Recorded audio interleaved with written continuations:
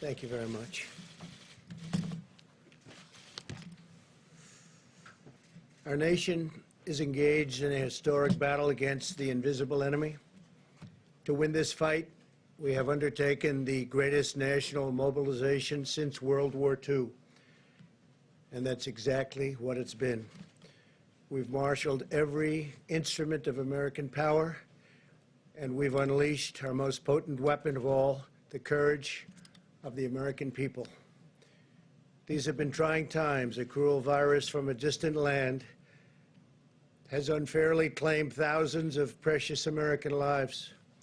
To every citizen who has lost a cherished loved one, your pain is our pain. We mourn as one national family. Our country has come together. We draw solace from the faith that God has received and the departed. He has taken the departed into his eternal and loving embrace. They will never be forgotten. Over the last weeks and months, millions of Americans have joined together in a shared national sacrifice to halt the spread of this horrible disease. The Army built field hospitals and sports arenas and convention centers. The Army Corps of Engineers is great. Over 20,000 beds in record time. The Navy sailed hospital ships to our biggest cities. Life-saving supplies and experimental medicines were rushed to the front lines as we launched a rapid search for groundbreaking treatments and vaccines. We built the most advanced and robust testing anywhere in the world, and we've done more testing than any country anywhere in the world. We suspended dangerous foreign travel. We leveraged our industrial base to produce vast quantities of critical medical gear and enacted a historic $2 trillion relief package. Through it all, we have seen the heroism of our doctors and nurses like never before. These are our warriors. The bravery of our truck drivers, such bravery, and food suppliers, such incredible bravery, and the determination and drive of our citizens. Through this unified national endeavor, we have made great progress. You could really say incredible progress. Our experts and scientists report that our strategy to slow the spread has saved hundreds of thousands of lives. Models predicted between 1.5 million and 2.2 million U.S. deaths. If there was no mitigation, it could have even been higher than that. And between 100,000 and 240,000 deaths with mitigation. It's looking like we will come far under even these lowest numbers. Thanks to our all-out military operation and the extraordinary devotion of our people, we believe we will experience far fewer deaths than even the optimistic projection, but there is no such thing as an optimistic projection on death. One person is too many. Our experts say the curve has flattened and the peak in new cases is behind us. Nationwide, more than 850 counties, or nearly 30% of our country, have reported no new cases in the last 7 days. Because of our early and aggressive action, we have avoided the tragedy of healthcare rationing and deadly shortfalls that have befallen many other nations, nations which, wherever possible, we are helping. In America, no person who has needed a ventilator has been denied a ventilator. We're making hundreds of thousands of ventilators. We've delivered thousands and thousands of ventilators to the states. And actually, it's been an incredible operation. We started with very little, and we ended with a lot. The United States has achieved a significant lower mortality rate than almost all other countries. Based on the latest data, our team of experts now agrees that we can begin the next front in our war, which we're calling opening up America again. And that's what we're doing. We're opening up our country. And we have to do that. America wants to be open, and Americans want to be open. As I have said for some time now, a national shutdown is not a sustainable long-term solution. To preserve the health of our citizens, we must also preserve the health and functioning of our economy. Over the long haul, you can't do one without the other, cannot be done. To keep vital supply chains running, these chains have to be taken care of so delicately. They're delicate. The balance is delicate. We want to deliver food and medical supply. We must have a working economy, and we want to get it back very, very quickly. And that's what's going to happen. I believe it will boom. A prolonged lockdown combined with a forced economic depression would inflict an immense and wide-ranging toll on public health. This includes a sharp rise in drug abuse, alcohol abuse, suicide, heart disease, and many other dimensions of physical and mental well-being. Moreover, many patients have put needed medical care on hold, creating entirely new hazards for public health. Our country has suffered. The world has suffered. 184 other countries have suffered. Therefore, my administration is issuing new federal guidelines that will allow governors to take a phased and deliberate approach to reopening their individual states. I've dealt with them now a long time, and we've had a great relationship. Democrat, Republican, the relationship has been good. This strategy is based on hard, verifiable data. I want to thank Dr. Birx for her incredible leadership in crafting these guidelines in consultation with scientists, experts, and medical professionals across government. Dr. Birx will explain the guidelines in more detail in a few moments. And Dr. Fauci has been absolutely terrific. We've all worked together, and we've worked together well.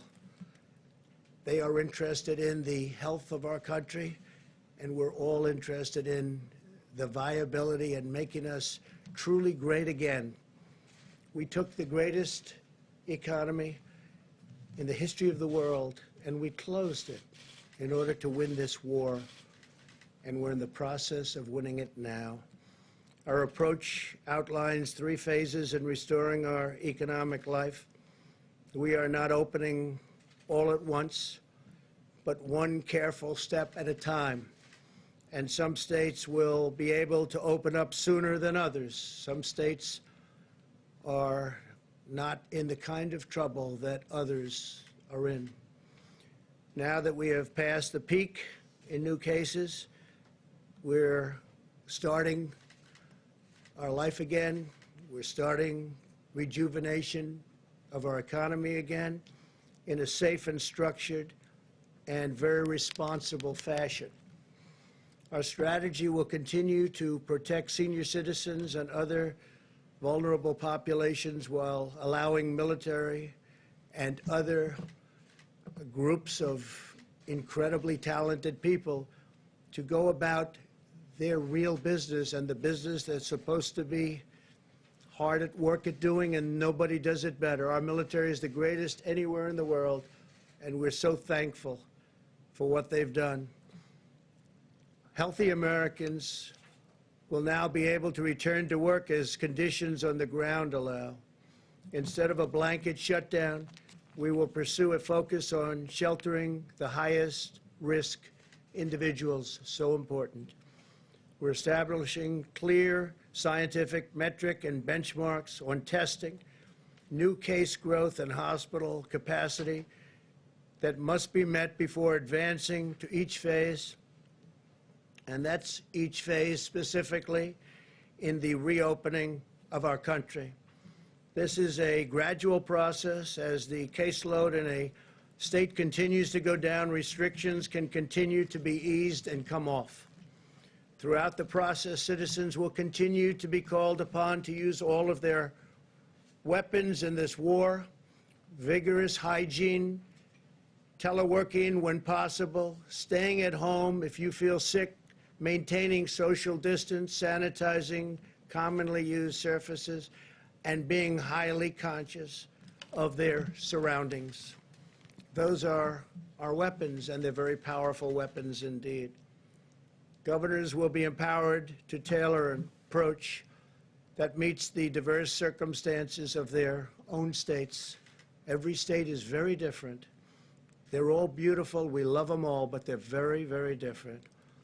If they need to remain closed, we will allow them to do that.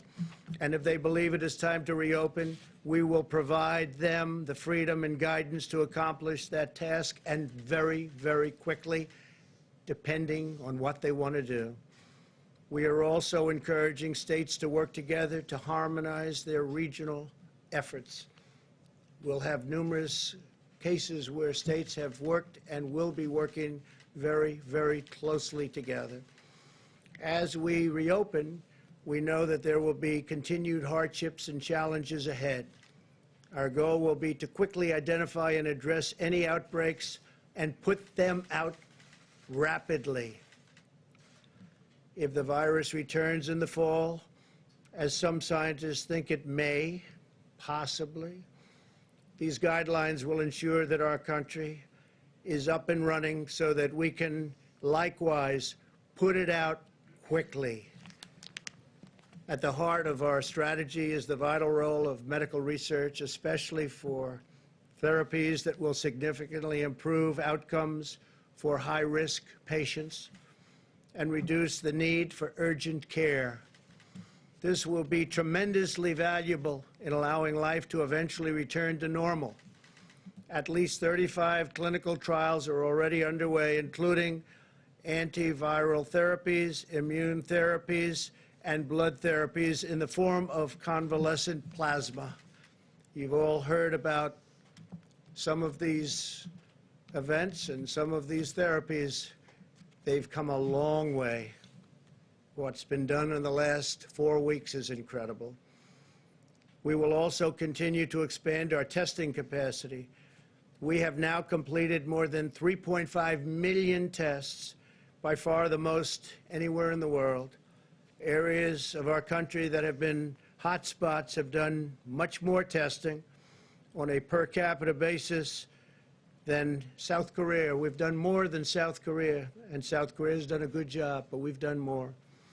We will continue to work with governors to advise them on how to conduct both surveillance and diagnostic testing. We have now distributed over 600,000 Abbott ID Now point-of-care diagnostic tests. These are tests that are done on site, and within 5 minutes you know the answer, positive or negative. In recent days, we have seen a dramatic increase in the number of tests performed by hospitals and academic institutions, with more than 120,000 tests recently reported in a single day, far more than any country in the world has ever been able to do. And our numbers are actually going up. As these new and better testing solutions come online, we're seeing this additional capacity reflected in the numbers. For this reason, the number of tests processed in commercial laboratories has dropped from approximately 100,000 to roughly 75,000 tests over the last week. The reason it dropped is because we have so many other tests and we don't even have to go through the laboratories. But the laboratories have tremendous additional capacity, and states feel free to use that capacity. Some in the media falsely reported this as a bad thing, when in fact it is a great thing, because it indicates that the states are moving to faster, more local testing solutions, including on-the-spot tests. So this drop in the utilization of commercial laboratories is an affirmation that testing, which is at an all-time high, is growing at a historic rate. In other words, the laboratories are great, but now we have forms of testing that are much quicker, much better, and we don't have to use the laboratories, but they're there, and they have a great capacity to do the work.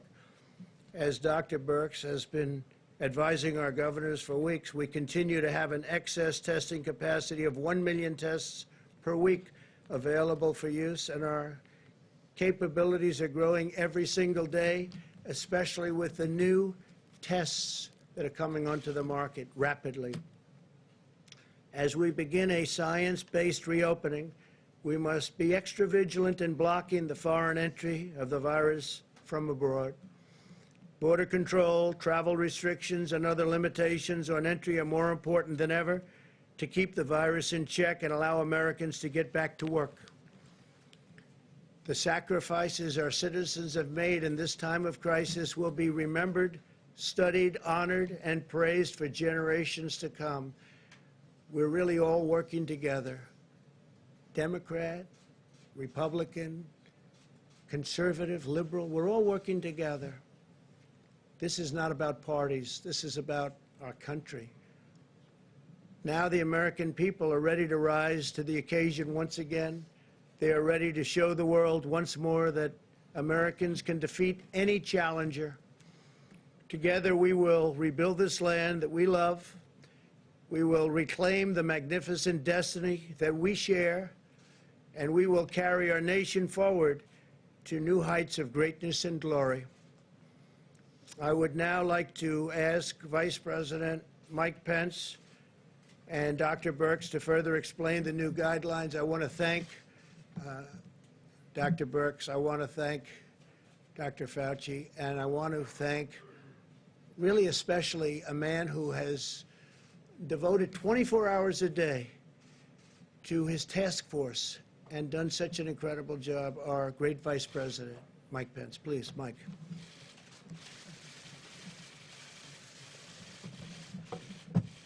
Thank you, Mr. President. The members of the White House Coronavirus Task Force today joined the President to meet with a bipartisan group of members of the House and of the Senate to get their counsel on the development of what the President unveiled to America's governors this afternoon. The new guidelines for opening up America again are a product of the best science and the best common sense that the President has marshaled on his team and from a broad range of advisors from all across the nation. From the moment President Trump established the White House Coronavirus Task Force early on, he made it clear that we have no higher priority than the health and safety of the American people. The President launched a whole-of-government approach. And while we stand here on this day, with more than 640,000 Americans having contracted the coronavirus, and our hearts go out to the families of the more than 31,000 Americans who lost their lives and those who continue to struggle with serious consequences of the coronavirus. The truth is that because of the decisive action that our President took early on, suspending travel from China and thereafter from portions of Europe and South Korea, screening passengers, because of the strong actions in partnership with every governor across America, because of the extraordinary efforts of America's healthcare workers on the front lines, and because of the cooperation of the American people and God's grace, we are slowing the spread. We are flattening the curve. We have preserved the capacity of our healthcare system, and we've protected the most vulnerable. In a word, because of the actions of this President, this administration, governors at every level, our healthcare workers, and our fellow Americans, we've saved lives, and every American should be comforted by that. And we can see it in the numbers. In the charts that I'll present today, these three maps track influenza-like illness which in this instance is mostly coronavirus across America. The first map reflects the total number of cases on the week ending March the 28th. The next map reflects our data about the total number of cases on the week ending April 4th. And we stand here today with the final map reflecting the total number of cases across America as of April the 11th. With these trends underway, President Trump tasked the White House Coronavirus Task Force to develop new guidelines for opening up America again. Those guidelines were presented today first to our nation's governors.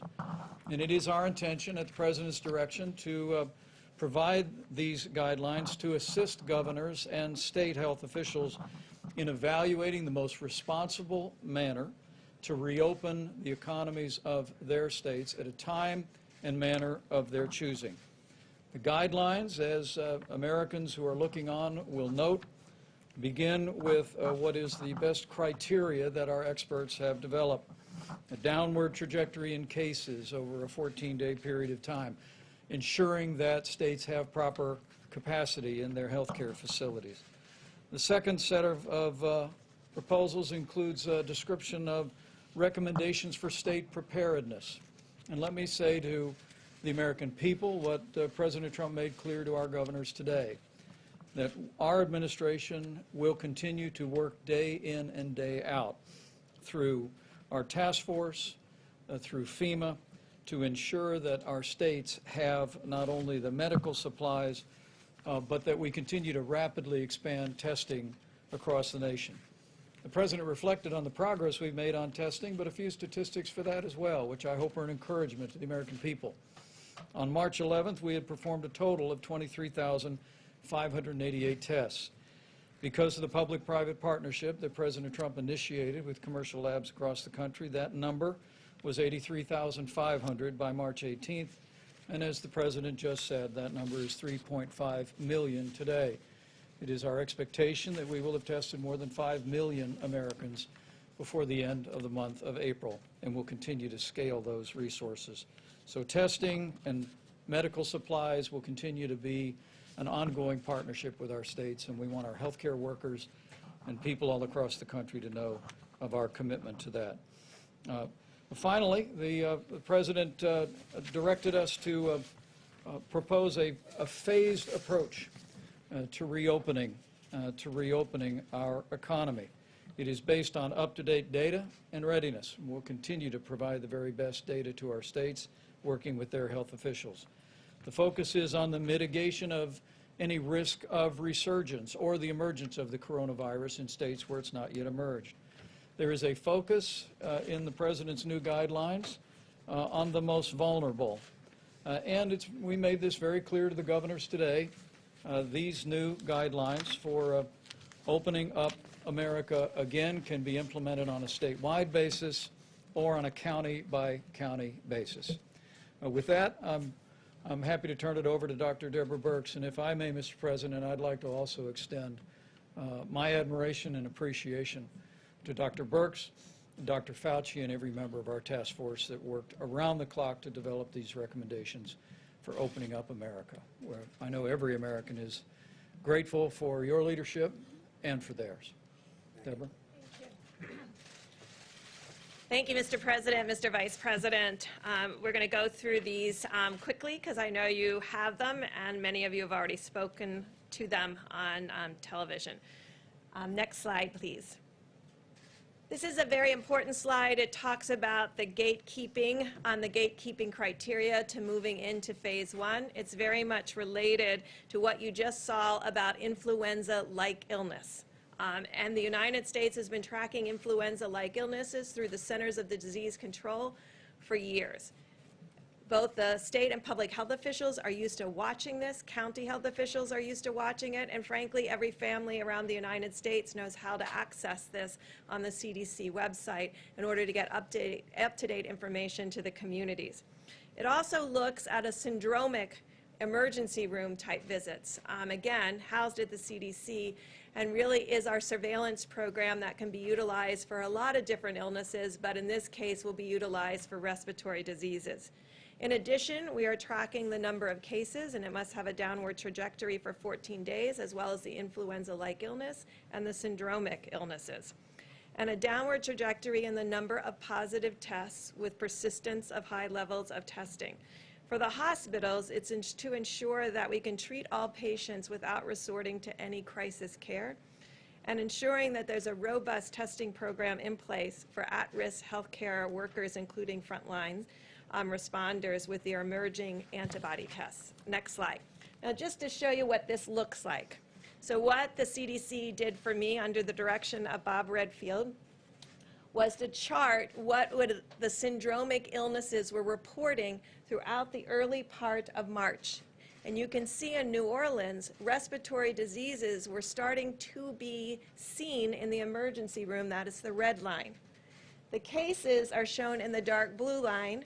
The gray mountain is testing, and underneath that is the blue mountain of positives. And you can see that the early alert was present from the emergency room about early respiratory disease. You can see it predated the cases. So throughout the summer, when we do not have flu to contaminate this picture, we'll be able to follow this syndromic pattern, city by city, county by county, community by community, state by state. Next slide. In addition, the CDC has the influenza-like illness net distributed throughout the United States, very useful in the winter time. That first peak is influenza B in the red. That's this season. I showed you all the seasons here, so you could see the seasons as they are displayed. The first peak is influenza B, second peak influenza A, and then you can see the coronavirus. And you can see its decline, and it's declining towards baseline. This will allow us, again, city by city, community by community, state by state, to look for variations in an early response mode in those localities that I described. Next slide.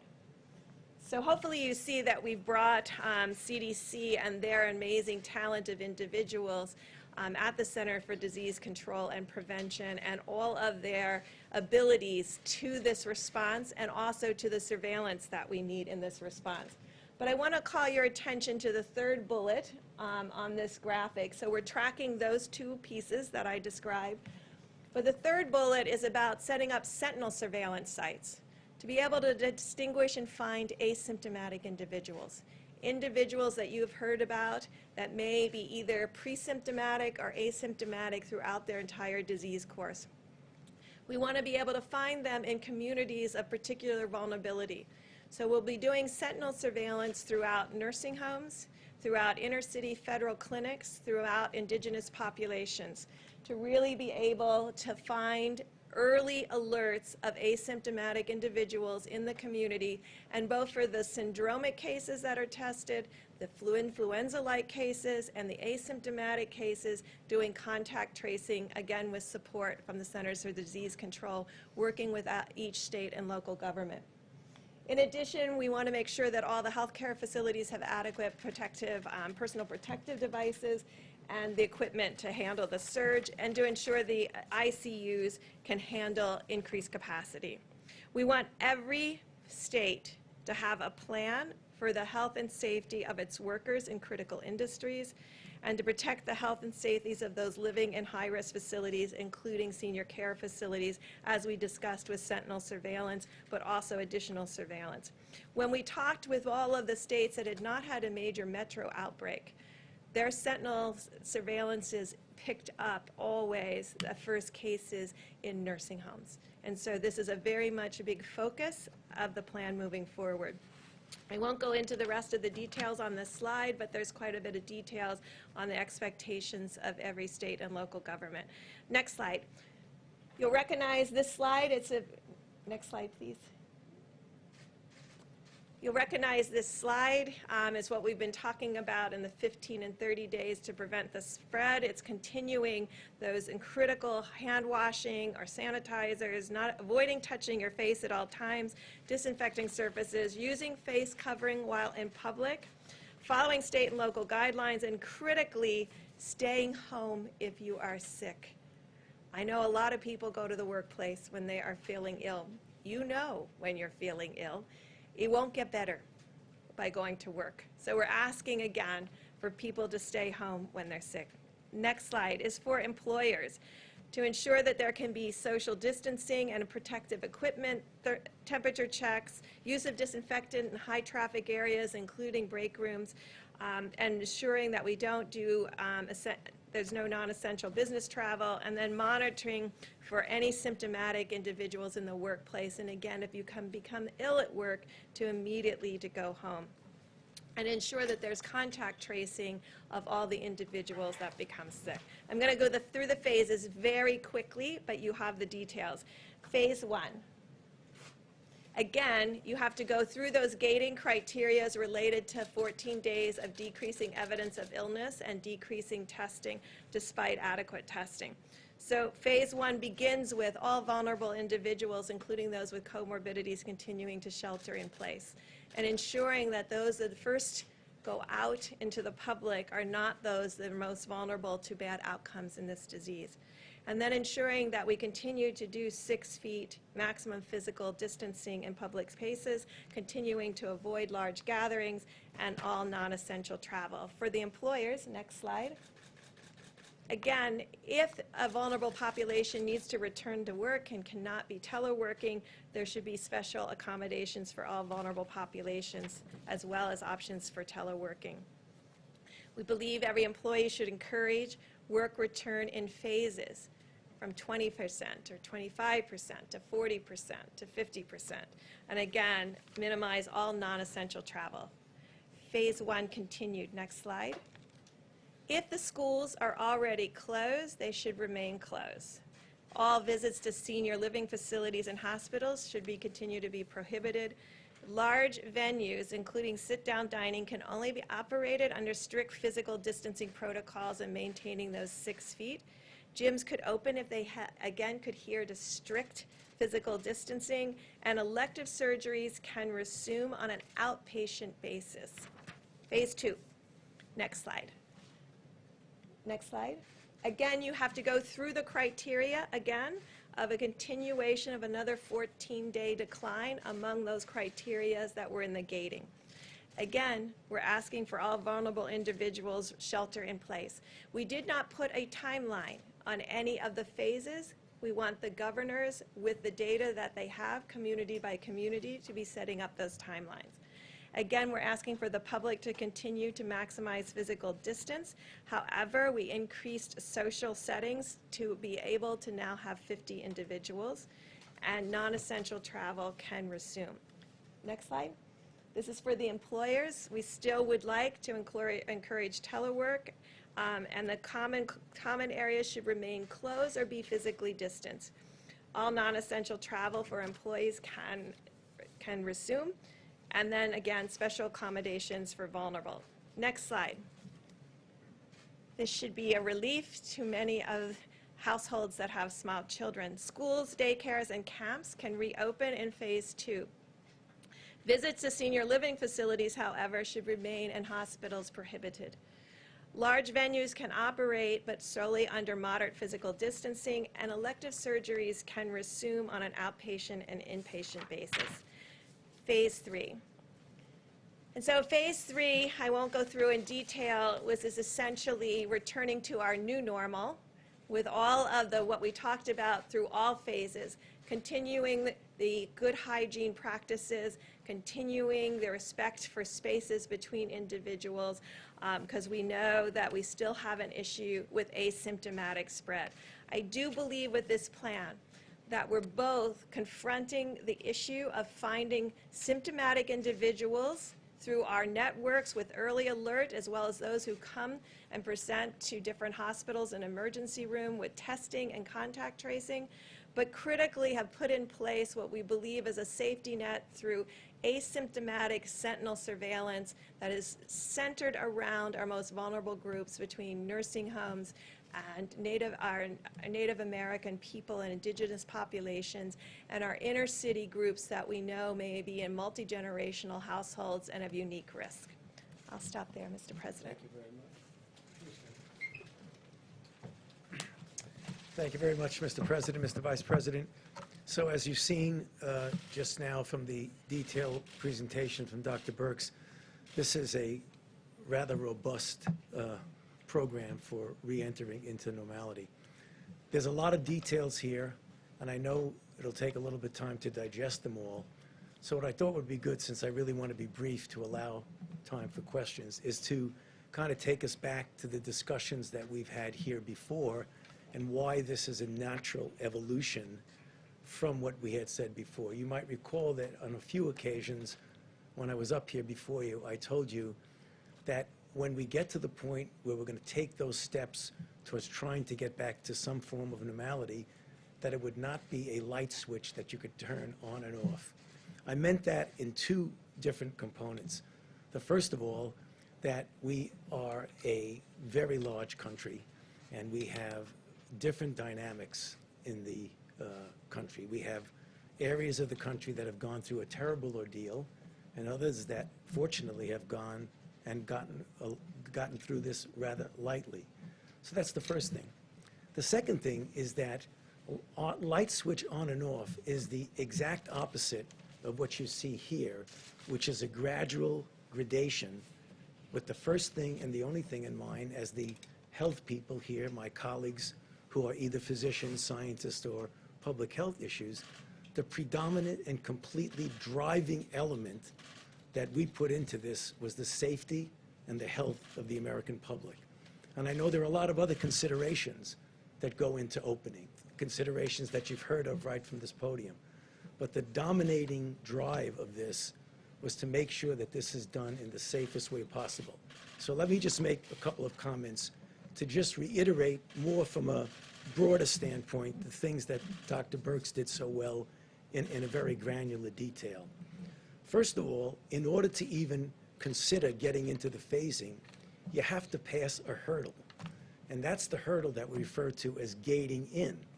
Now, when you think about it and look at the map of the country and look at the differences in different parts of the country, you will see that there are some regions, states, locations that are going to be almost already into some of that gating and will have already fulfilled some of those criteria. Others, because of the dynamics of the outbreak in the area, will take longer to be able to do that.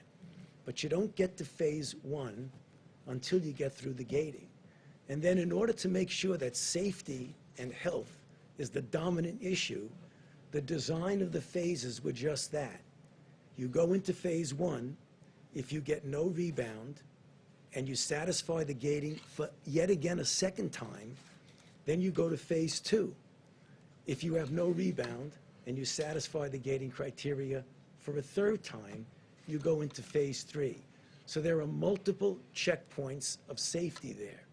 So as I've said from this podium, when we were talking about the first 15 days of the mitigation, and then we extended it another 30 days, I essentially pleaded with the American public to say, let us make sure we do the best that we can to accomplish that. And in fact, mitigation works. You saw the charts that the Vice President and that Dr. Birx put up. It worked.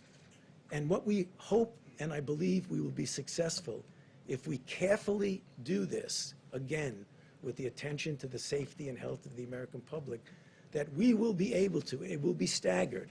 Not every state, not every region is going to do it at the same time. That's clearly obvious because of the varied dynamics of the outbreak. But we feel confident that sooner or later, we will get to the point, hopefully sooner, with safety as the most important thing, to a point where we can get back to some form of normality. The one thing I liked about it that Dr. Birx said so well is that no matter what phase you're in, there are certain fundamental things that we've done that are not like it was in September and October. You want to call it the new normal, you can call it whatever you want.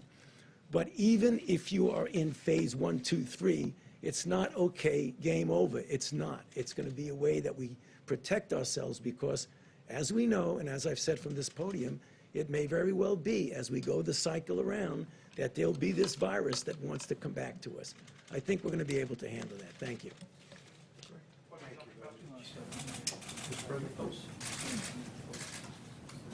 Go ahead, Dr. Fauci. Dr. Fauci, so I assume that there's an also a phase 4, which is after a vaccine is developed Right. and available to everybody. So, a question on phase 3 being the new normal. Are we, during that phase, going to be able to see things like packed arenas for sporting events, large crowds, concerts? The answer is, it is conceivable that we will be able to do that. I think there will always have to be attention to making sure that we don't do all that packing in together. I think we'll be able to have sports events in that phase where you actually have participants there. I'm not sure you're going to be able to do that uniformly and evenly temporally with everyone, but when people get to that phase, paying attention to the fact that if there is a rebound of any sort, that when you're in that phase, you can respond to that, or you put it back and go in the other way. So the flexibility is that there may be some setbacks. I mean, let's face it, this is uncharted water. There may be some setbacks that we may have to pull back a little and then go forward. But John, the direct answer to your question, I do see us getting more towards normal. Mr. President? Mr. President, if you take a look at the gating criteria as outlined in these guidelines, there are at least a handful of states, I just looked at the trend lines, Idaho, Wyoming, Hawaii, Montana, that look like they've already satisfied that gating criteria. Right. In your call with the governors this afternoon, did you hear back from any states who said, we're already there, we could start the process now? I did. I heard from a number of governors that said they're in very good shape. I also heard not only from the call, but I heard from some of the governors previous, and I think you'll have some very good things to report over the next few days about states opening up. And I think, John, having to do with your call on sports, depending on the area, depending where we're talking about, you're going to have large areas of our country where this has not been or has been totally eradicated. You'll be able to have those full arenas. Now, with everything being said, a lot of great work has been done on vaccines, but you have a testing process. Therapeutics, likewise, we have a lot of great things happening therapeutically. That will be a step further. But in terms of sports, they'll probably start off, as you know, I spoke to the commissioners yesterday, almost, I guess, of every sport. And many of them are going to be starting without the fans.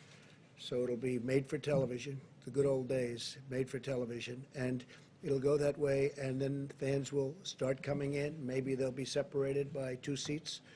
And then ultimately, we want to have packed arenas. When the virus is gone, we're going to have packed arenas, and we're going to be back to enjoying sports the way they're supposed to be. And the same thing can be said for restaurants. So at a certain point in time, when the virus is gone, we're going to be back to normal. Mr. President, Please, go ahead. Mr. President and the doctors, can you clarify then, is the 30-day period to stop the spread, are those mitigation efforts still in place, or have they been replaced by this new guidance? Well, they're going to be in place to a large extent, and it also depends on the governors what they want to do. You have very different states. If you look at Montana, Wyoming, North Dakota, that's a lot different than New York. It's a lot different than New Jersey. So it's going to be very dependent on the governor. We're recommending, as you see in the charts, we're recommending certain things. They'll be in place dependent on what the governor wants to do. If we see something wrong, we will be expressing ourselves very strongly. Please go ahead. Thank you, Mr. President. Does this mean that states such as Montana and Utah that already meet that gating period, will they be able to go to phase 1 as early as, say, tomorrow if the governor decides? You're talking about those states that are in great shape already? Yes. They will be able to go literally tomorrow, yes, because they've met all of the guidelines if you go back. You're going back 14 days. You're going back even a month. And they have the ones that I'm thinking about, the ones that I've already spoken to governors about, they've met those guidelines actually pretty long ago. Mr. President, what's your message to those protesters we saw a lot in Michigan, but in other states that are saying that they are refusing to comply with the stay-at-home orders issued by governors and local officials? I mean, isn't it important for everybody to go along with this as we go through these phases? Well, they've been going through it a long time, John, and it's been a tough process for people. You know, I told you there's death and there's problems in staying at home, too. It's not just, isn't it wonderful to stay at home? They're suffering.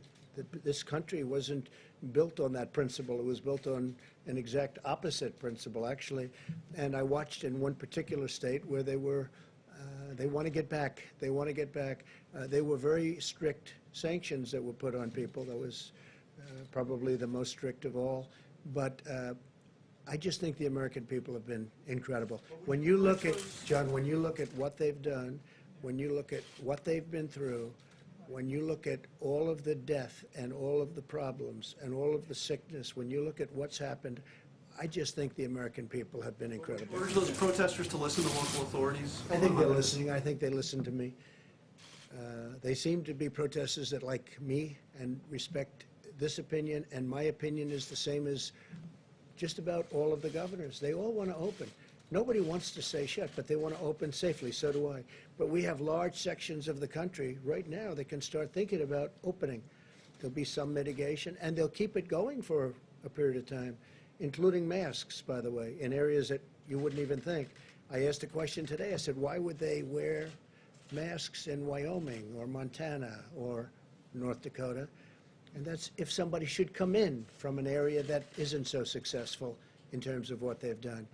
So that will be a governor's choice, and we'll have no problem with it. Mr. President, you spoke this afternoon with your new congressional advisory groups, 32 bipartisan members of the House, 65 bipartisan members of the Senate. One of the big topics was the fact that the Small Business Association loan pot of $350 million has hit the cap. It's exhausted. There's nothing moving on the $250 billion to replenish it. What did you tell those bipartisan groups today about getting the move on to get some more money into the hands of small businesses? So just for the viewers watching this or hearing you ask that question, exhausted is a good thing, not a bad thing. It went quickly. It is so popular. The banks have been incredible, including 4,000 community banks. 4,000. Most people didn't know you had that many banks. 4,000. Still need a lot of them. What they want is people want to keep this going. And we're doing it to keep the small businesses open and to keep the workers paid. And we have a $250 billion request. The Democrats like it. The Republicans love it. And to be honest, I think something's going to be happening. I hope so, because this is a very popular program. It was really executed flawlessly. The first day they changed an application a little bit. But when you look at what Bank of America did and what Wells Fargo did and Citi and a lot of the banks, but when you look at what all of the community banks did, it's been really incredible. Well, we're negotiating with Democrats, and they should frankly approve it quickly. This is a great thing for our country. It's a great thing for small business and for the workers, and we're having a hard time getting them to approve it. I think it's going to happen. It should happen really unanimously, but they're trying to get things, and we're not too happy with what they're trying to get. Please go ahead.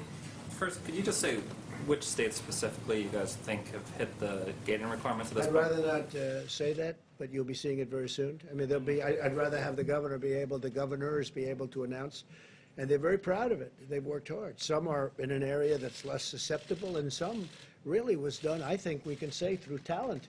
They really worked very hard. And, we have some states that got too much credit for what they've done. Frankly, I could name you a couple of those too, and I could name you a couple of them. And we have others that haven't been given credit that have done a phenomenal job. And part of the guidance seems to sort of shift to states and companies the burden not just of additional testing and surveillance, but also this sort of new normal in which, there's smaller crowds in restaurants and bars and arenas. Well, that's not going to be normal. There's not going to be a new normal where somebody has been having for 25 years 158 seats in a restaurant, and now he's got 30 or he's got 60, because that wouldn't work. That's not normal. No. Normal will be if he has the 158 or 68 seats, and that's going to happen. And it's going to happen relatively quickly, we hope. But that's our normal. Our normal is if you have 100,000 people in an Alabama football game, or 110,000 to be exact, we want 110,000 people there. We want every seat occupied. Normal is not going to be where you have a game with 50,000 people. But to that point, I mean, best case scenario that happens in the states that are doing really well in a month. Obviously, for I think a lot of other states, it's going to be longer than that. So my question is, what is the federal government going to do to sort of help, especially companies, but states and local governments in those positions, pay for what is now going to be an even longer extended? We're going to be watching over. We're going to see that everything is working out smoothly. We're in very strong communication with the governors. We're going to be helping with testing. They're going to be doing the testing. It's got to be a localized thing, and it really has been since I've been involved, because I came in and federal government's supposed to do testing of parking lots in the middle of a certain state that's 2,000 miles away. It's ridiculous. But the testing has been so incredible. Two things, testing and ventilators. Ventilators are really tough. They're very complex. They're very expensive. They're, very sophisticated machines. Some are unbelievably sophisticated. Well, we built, you saw General Motors yesterday, thousands are being issued. We have 11 companies building them. We have not had one complaint in the last week and a half, which is surge time. Don't forget, when they were calling because in 2 weeks and 4 weeks and 5 weeks they're going to need ventilators, not because they need them right now. And we were right on our counts, and nobody that wanted a ventilator didn't get a ventilator. Plus, we have additional, if there is a surge. We hope there's not going to be a surge at all. But we're going to be able to build up the stockpiles of states who didn't have them, who should have had them. And we're also going to have a big stockpile in the federal government. And we'll be able to help foreign countries, countries that need help. Because you have countries will never be able to build a ventilator. It's tough stuff. We're uniquely talented in the sense that we can do things that nobody else can do. We'll get right back to you, John. Peter in the back. Peter? Thanks. So you said you didn't want to name the states that might be ready to go. Can you give us some, or maybe the experts, Dr. Birx and Dr. Fauci, give us some sense of how many yesterday? You said 29 states were in good shape. Do you think as many as 29? Yeah, Peter, I think 29 states are in that ball game, not for opening, but I think they'll be able to open relatively soon. I think the remainder are just getting better. Look, New York, New Jersey are having very tough times, and they'll be there. They'll be there at some point, but they're not going to be one of the earlier states. They're going to be later, obviously. I just spoke with the governor of New Jersey. We just spoke with Mike and a couple of folks, and we had a great talk with him. Phil is a terrific guy. He's working very hard, Democrat, but we get along. He's working very, very hard. I guess the fact that he's right next to this big, massive city where everybody's very closely, they're together. And New Jersey's been hit unbelievably hard as hard as anybody in the true sense. But they're doing a great job in New Jersey.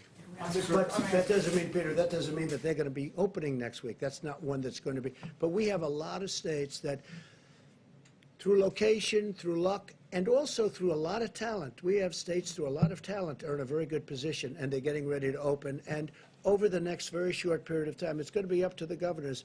We're going to work with them. We're going to help them. But it's going to be up to the governors. I think you're going to see quite a few states starting to open. And I call it a beautiful puzzle. You have 50 pieces, all very different. But when it's all done, it's a mosaic. When it's all done, it's going to be, I think, a very beautiful picture. And very important is what Dr. Fauci said. It could be that sometime in the fall, there'll be some flare-ups. We're going to be in a great position with everything we've done and everything we've learned. This was something that nobody ever saw before. Such contagion and very, very powerful. People don't realize, because we all probably have friends. I have a number of people that were just great people who were just decimated by what happened.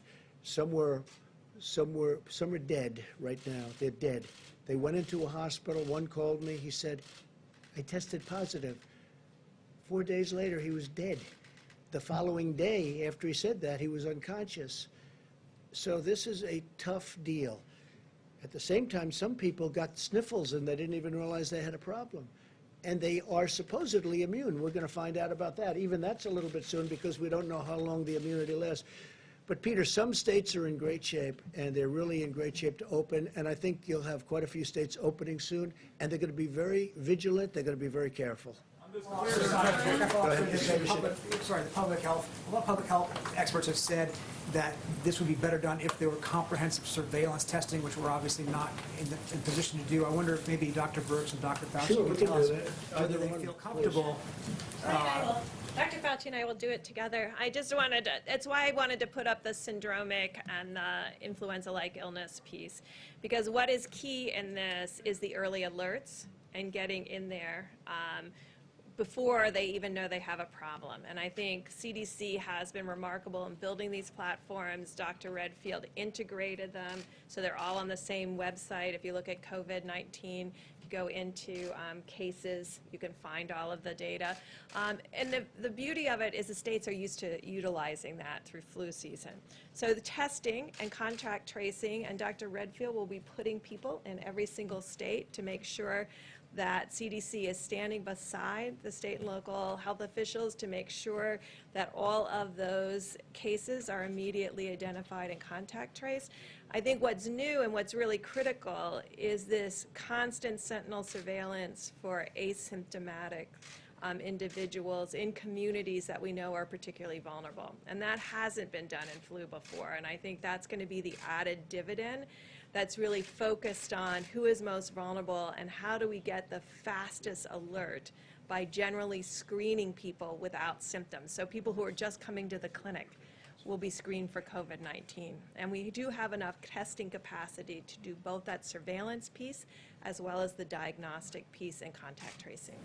Just a follow-up. Sonia, did you want to say something? No, actually, people have gotten confused about that because in the beginning, when we were focusing really on just mitigation and really trying to keep peaks down and trying to worry about ventilators and PPEs and things like that, when you get a little bit more grace period, you can start figuring out what is the penetrance of this virus in society.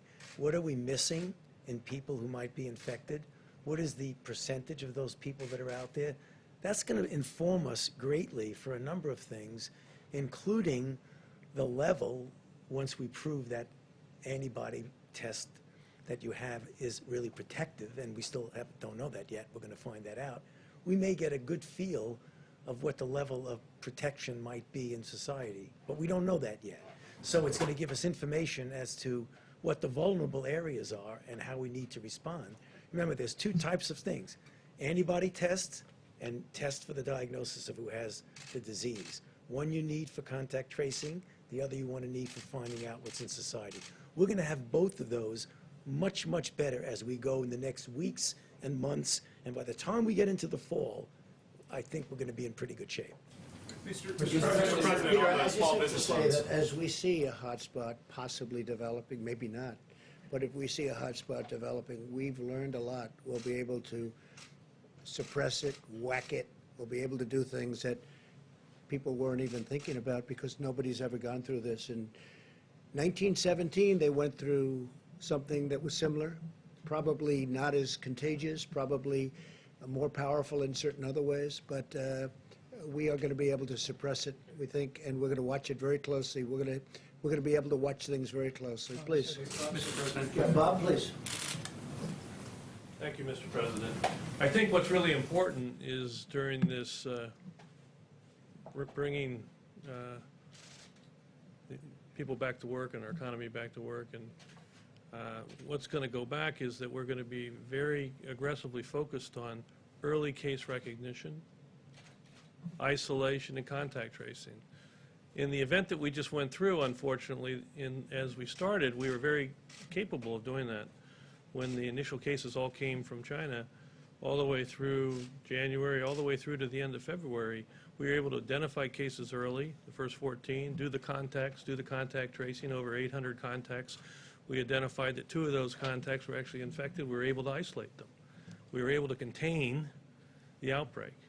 We're about to enter a new phase of this where we're going back to containment.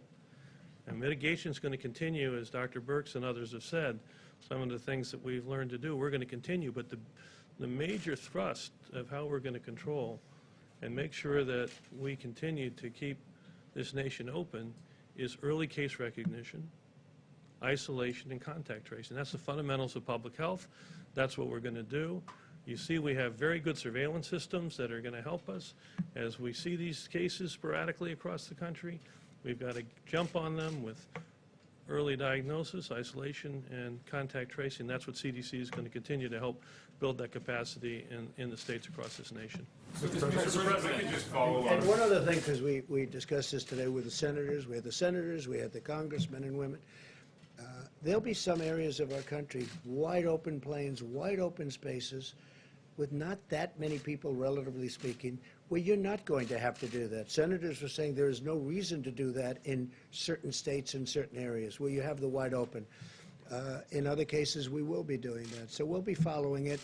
Largely, that also will be a function of governors. They know their states. So largely, that's going to be a function of governors. Yes. Yeah, you mentioned I think you used the term clear scientific benchmarks on testing. And the main periscope that I think you guys are talking about is the ILL syndromic as well as the surveillance and the sentinel testing. Yeah. Are you opening things up then without doing, I just want to be clear, are you opening things up without doing widespread testing? Is that because you don't have the capacity or you don't think it's We necessary? do have the capacity, but you have states without any problem. You have states with few cases, and those few cases have healed. You have states with very little death, relatively speaking. As I said, one is too many, but you have states with very little, and frankly, they're at a point where they have almost nothing. So this is a much different case than a New York or New Jersey, where they're going through, frankly, they go through hell.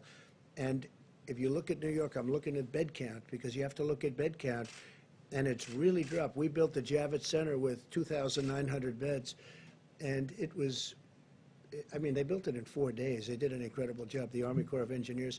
It was not used very much. We sent the hospital ship in to New York Harbor, and it was not used. Then we went COVID, and it still was not used very much because the bed count has gone way down, way, way down.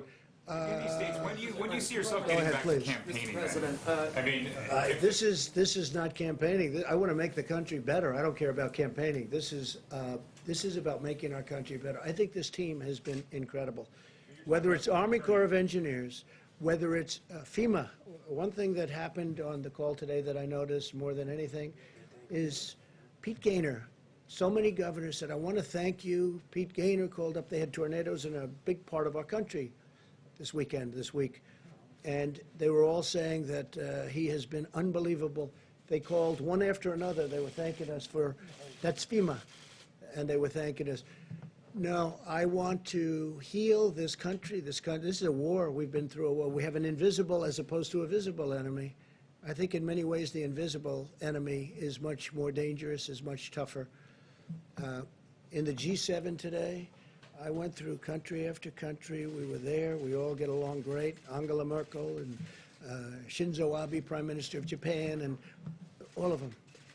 And their countries have been devastated by this. Their economies have been devastated by this. 184 countries all over the world.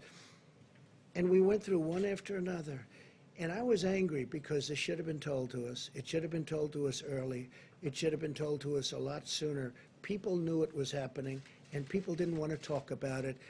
I don't know why, but we're going to get to the bottom of it. But people should have. China, or I mean, I'm not saying anything. I'm saying people should have told us about this. They should have told the rest of the world too.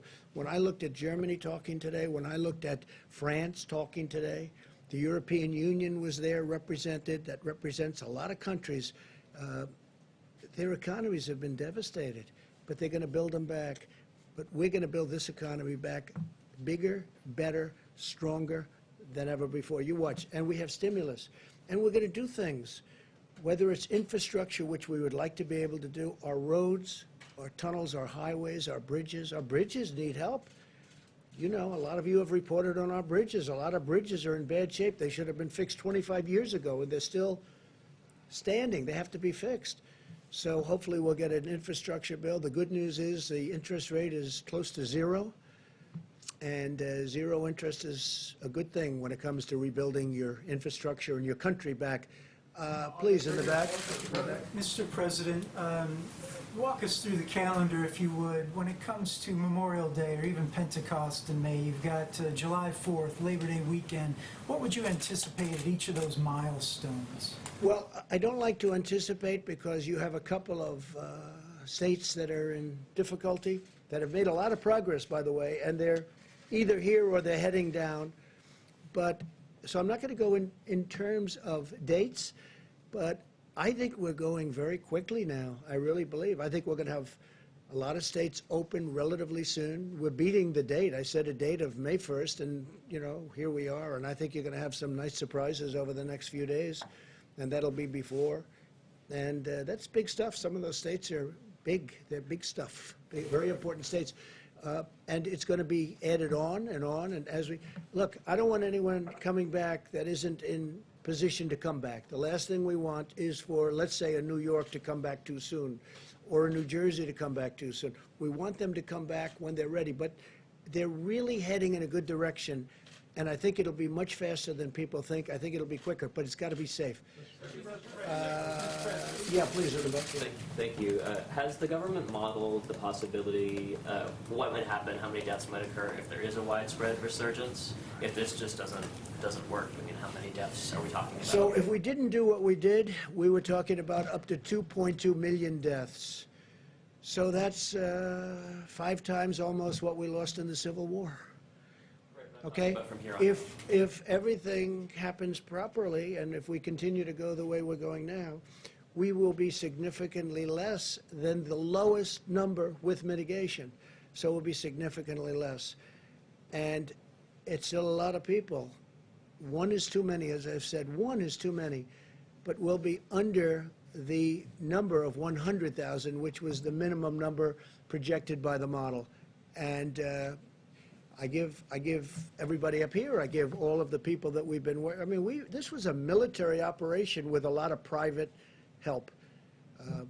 If you look at Roche, they were incredible. Look at Johnson & Johnson now, what they're doing. They are very far advanced on a vaccine.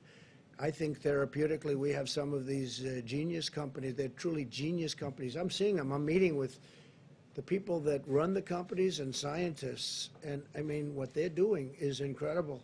It's incredible. It's a beautiful thing to see. So I think we're very far advanced, and I think we're going to be in great shape soon. Yeah, please. Mr. President, I know you don't want to mention specific states, but what about Washington and California? Do you have guidance for? Do you mean Washington State or Washington here? Washington State and California, do you Well, have that's going to be guidance? up to them. They're going to have to make that determination. I mean, the governor of Washington was saying that he can't find cotton because, you know, a swab is a very easy thing to get, and swab is essentially, it's a little bit more sophisticated than a Q-tip, and you got to be able to go out and find. You know, the federal government shouldn't be forced to go and do everything. What we've done is incredible. What we've done are the ones that can't be done, like, for instance, the ventilators that can't be done by anybody but a very powerful, very great manufacturing country, which is what we are and what we're really getting to be. And I have to tell you, some of these companies, what the job they've done, and we're going to recognize them pretty soon, the job they've done in terms of getting out, in particular ventilators, because ventilators are so hard. They're so, I say, and some people say, oh, it's not really as complicated. Well, it's like building a car. And you know what? The price is the same, too. It's a very expensive thing for a sophisticated ventilator. It's very, very tough stuff. Yeah, please. Mr. President, let me toss this question up to you and to the doctors as well. Truthfully, for those states that aren't ready to go to phase 1, to get through these phases, do we have an idea of how many millions, tens of millions of tests they're going to need for them to get through these phases? Any number out there? A test of any sort? Yeah, so I mean, you've heard me talk about tests for a while from the podium, and I think what has happened over the last several weeks is hospitals and clinics that could move to the more point-of-care test, move to those point-of-care tests.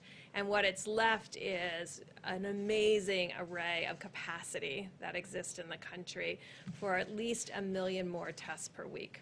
So we have a whole team working lab by lab to see what it would take to turn on all of those labs that aren't running the pieces of equipment now.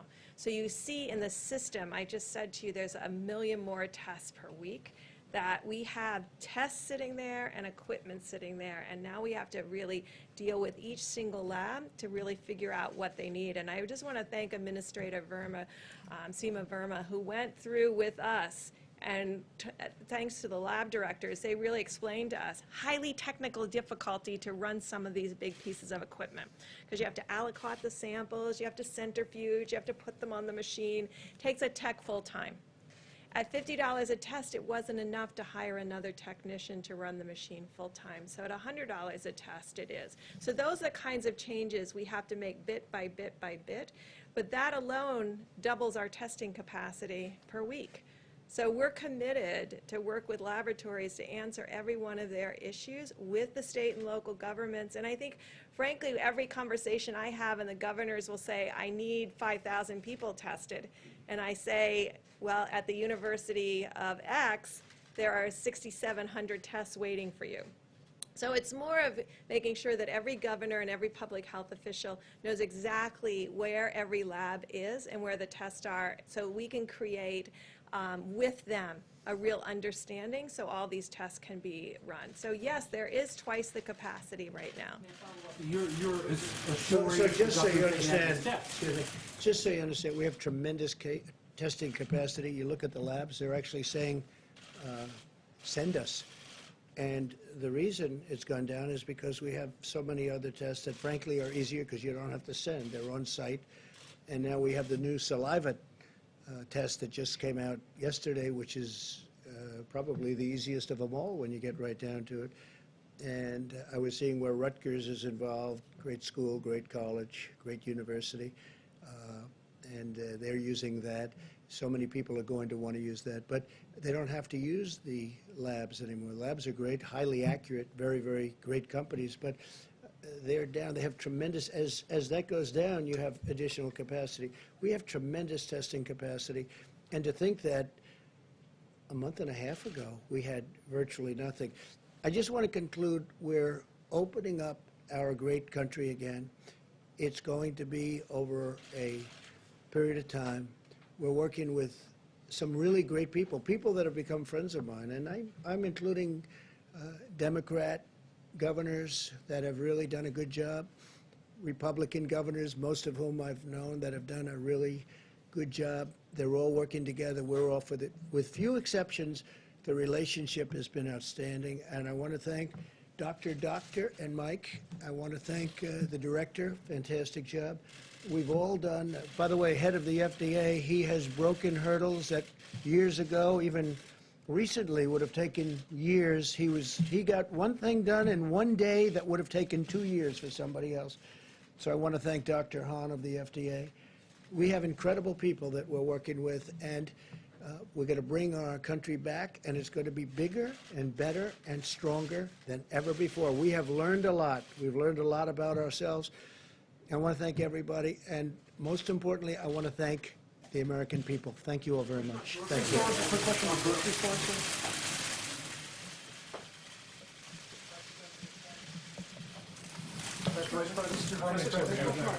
Kroger grocery stores asked grocery personnel to be classified as secondary first responders or emergency personnel so they can get access to testing. Is that something that the federal government will be open to? We're working with all of our. Okay.